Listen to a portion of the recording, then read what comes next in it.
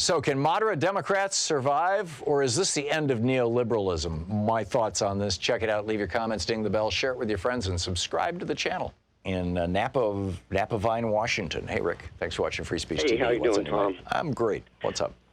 Well, I'd like to point out that it's the moderates who chose to ignore the scientists for 50 years, bringing us to the brink of climate collapse. It's the moderates who enabled the military budget to get as big as it did and fight wars like our 19-year current action. It's the moderates who have refused since Truman to bring us single-payer health care. I think the time for moderates is over, and if we don't get rid of the moderates, we're facing the end. You know, in principle, in large structure, I don't disagree with you, Rick. I would replace the word moderate with the word neoliberals, because the people who have positioned themselves in the Democratic Party as moderates ever since 1992, principally the Clintons, are actually neoliberals, and which is, you know, and most of the Democratic Party is that, Tom. Probably about half of it. Yeah. No, I agree. Most of our economic establishment are neoliberals who want to control the agenda for their profits. Yes. And it's bringing about the end of the world. Yeah, and you're right, Rick. And that said, I think their day has ended.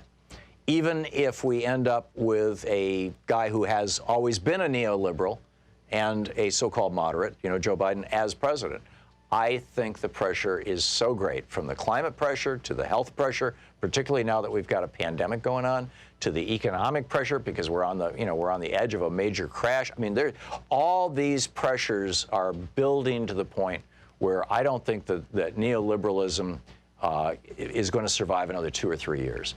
I really don't. I really think that we're right on the edge. We're on the cusp of an FDR moment.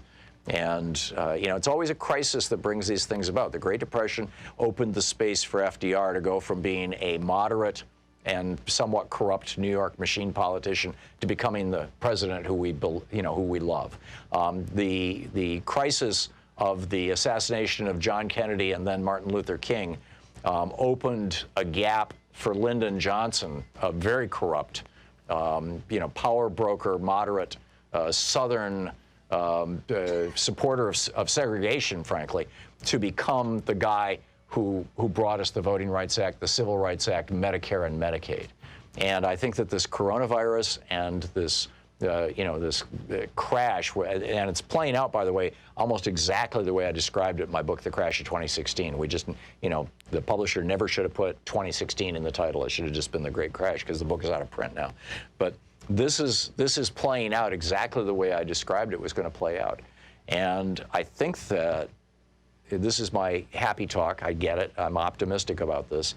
But I actually believe it's true that even if you have moderates running the country, which is like, or neoliberals running the country, which has been the case for both Democratic presidents and all Republican presidents ever since Reagan, even if that's the case, I think that we are poised for a progressive revolution. It is happening.